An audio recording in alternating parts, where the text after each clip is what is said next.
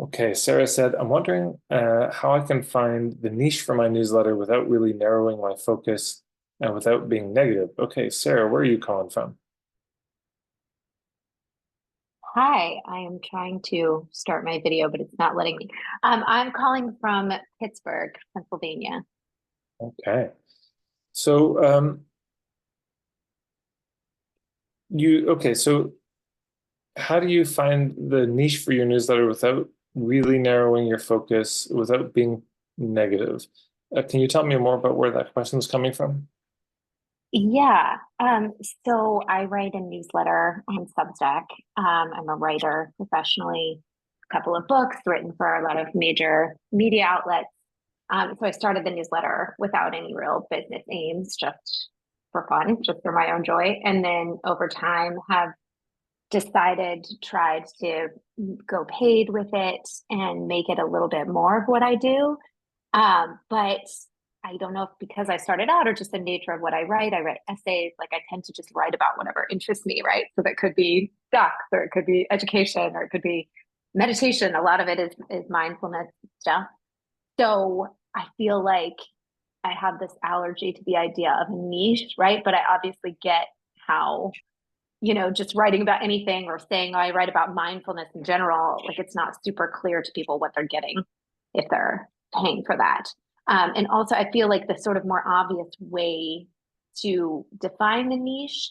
I saw the reel that you put up the other day about calling bullshit on something, right? Like, I feel like that's kind of the easiest way to go is to say, okay, well, I'm just going to call bullshit on the education system or the medical system or this, and just kind of have it be negative. And I've seen a lot of successful Substacks that do that.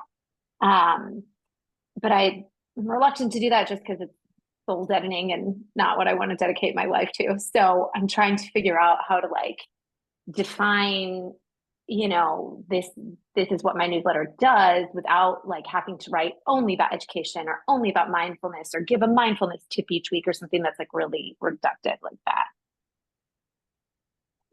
So is all of it themed on mindfulness, basically? That's kind of the overarching idea is how to live like a more mindful life, you could say, or just sort of paying really close attention to your life and then how that feeds into all kinds of different systems. But yeah, I would say that's the thread that connects a lot of the essays. Yeah. Okay. So then the thing that I would want to hear, let's just say you were doing a very expensive course on mindfulness. I'd want Yeah, to, well, what's your take on, there's a lot of books on mindfulness. So what's your take on it? right. That's the Yeah. thing that I want to know. And um, so this is the point of view work. This is Hmm. the deep dive. Have you ever written like a manifesto on like the Sarah manifesto on mindfulness? No, I have not. Okay, well, consider that a writing challenge. Um, because I want to know your core approach. And there's a number of things I'd be curious about. Like, what do you believe about mindfulness? Hmm. What are the threads or influences that you're weaving together? Hmm. Is this Jack Cornfield? Is this just some Tibetan random thing? Is this some a yoga thing? Is this just a secular thing? Is this a deeply spiritual new age thing? What is this for you? What's your take on it? Because the clearer that I know what that thread is, the more I'll be interested in signing up. And here's a tangible take home for everyone. First of all, there's a woman named Laura Eastburn, and she does Facebook ad work. She's fantastic. And so let me just show you her website first. Oh, okay, so there she is. So lauraeastburn.com, list building expert. So when you're thinking about building a Substack, similar thing, yeah?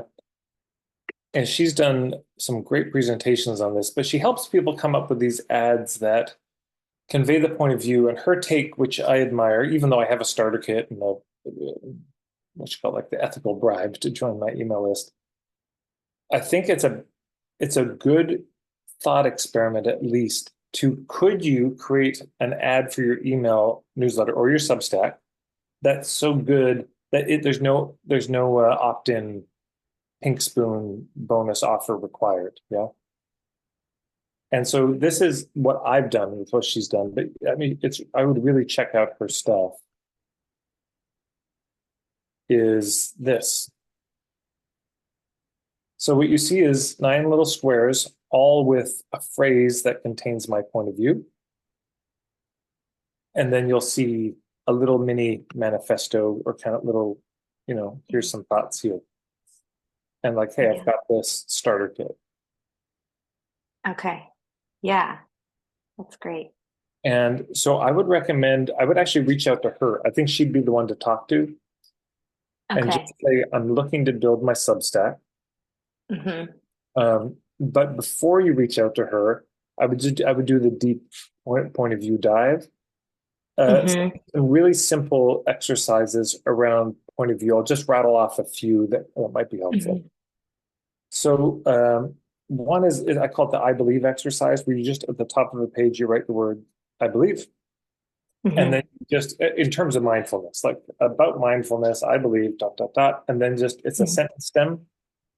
Set a timer for 15 minutes and don't stop writing. Just keep, Hmm. and then write drunk, edit sober, condense it down to something a little pithier, but really organize your thoughts around how do you see mindfulness. Number two, here's a series of specific questions. One, what's most important to you about mindfulness? Like, what's the Hmm. most important things you want people to know? Hmm. Number two, yeah, what's the bullshit you see in the, that doesn't have to be the whole thing, but that's a part of the point of view. Like, what do I disagree with? What do I think is bullshit in a lot of the approaches? Number three, what do you see as the spells that people are under on this Hmm. matter? Like, what is it that's keeping people stuck? Hmm. What are the root causes of the lack of mindfulness? And then if you want to Hmm. go really deep, man, I'm giving you all the good stuff here.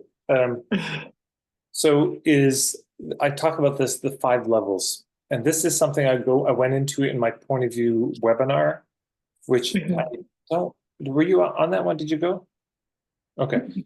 I'm just trying to think if it's I don't think we've actually uploaded the recording of the new one yet, but circle back in a week and check. Okay.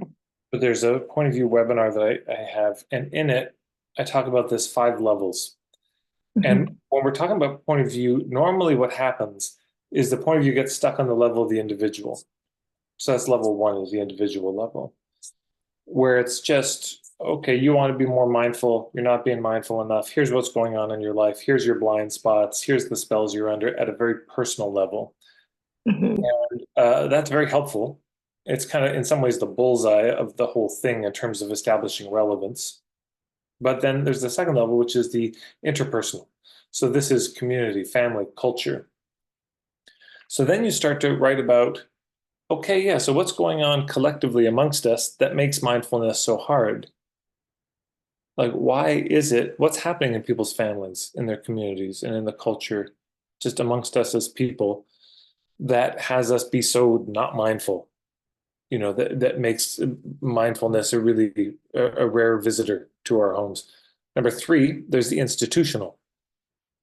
So this is like what's happening in the literal physical structures of our society, the laws, the policies, at that level that makes us so a lack of yeah, we just missed that. Fourth, what's the intergenerational level of this? Not just the institutions today. This has been going on for a while. There's a broad sweep of history and ancestry that has mindfulness just almost never appear. So what's gone on collectively? I mean, do we imagine that all of our ancestors were always just needing a mindfulness workshop? Or could it be that at some point in our history, we were all pretty mindful and then something happened? So what happened? What were those moments in history? And then fifth is I call the infinite or the intergalactic, what's the biggest context you can hold for this? So, it's like, okay, if the very human issue is mindlessness or distraction or whatever the opposites are, you would render it, like what function might that have in the universe? Like, why would humans struggle so much with this? There must be a reason. There must be some blessing in it, some benefit. There must be something it's all about at the end of the day, and whatever that is. So if you can answer in your manifesto, so all 5 levels is very compelling. Yeah. So that's, and then you can take all of that and you could take it to somebody like Laura and say, how do I take this and turn this into an ad or something that might actually grow my Substack and give people a sense of what the fuck they're signing up to. And then I would also say, and the first level is the individual level. I would also say that it's very helpful once a year at the least, maybe once a quarter at the most, you send that manifesto out again with a little update. You republish it, you update it, or some variation of it, but you bring it's like weaving. You got to, send the shuttle across. You got to keep bringing those threads back because otherwise it seems like just a bunch of disconnected threads. So every once in a while, you've got to send the shuttle across the loom. So they say, right, this is all about this. So just one quick follow-up question. So let's say I write this brilliant manifesto and I lay out all these questions, and then I do write an essay about like ducks that's not super clearly connected to mindfulness, right? Which happens. Like, Well, I guess my question is, is it like unethical to like suck people in with something that's really defined like that, and then maybe a bunch of them unsubscribe because they thought they were going to be getting like these really concrete mindfulness tips, and instead they're getting kind of like esoteric essays about whatever. Or maybe I just need to totally first revamp of and all, just write about mindfulness. let me introduce you to my Instagram full of memes that have nothing to do with marketing. There's such a thing as personality, Now, this is for all of us. This is just the balance we got to figure out how to strike. Because if I knew of realtors who in their newsletters that they would send their photographs because they were also amateur photographers. And that was just part of their personality. And they were sharing their art or a mortgage broker who was a cook who would send recipes every time he sent out a newsletter. So if you're really into ducks as a thing, for example, you can just make the promise be like, there's a mystery box every once in a while that will come in the Substack, and it's mostly I write about mindfulness, but shit, I'm also interested in a bunch of other random things. So this is what you get with me. It's part of the bargain. And I'm really nerdy about these other things. So it's just going to come in, and there will be a tenuous, grasping connection made at mindfulness. So you won't be mad at me, but mostly it's just random, and that can be it. And also, it may be that you decide to segment some of those out and say that's just going to be a Facebook post. It doesn't need to be on Substack. And so, yeah, what the parameters are, how far afield do we go? That's just an ongoing mystery for all of us. But it's including a little bit of this, just you in it. I think people welcome it. But there's probably an 80-20 there. If you go much beyond 20% of the random stuff, then people just, why am I here? So there you go. Great. Thank you. You're welcome. Thank you so much. Okay.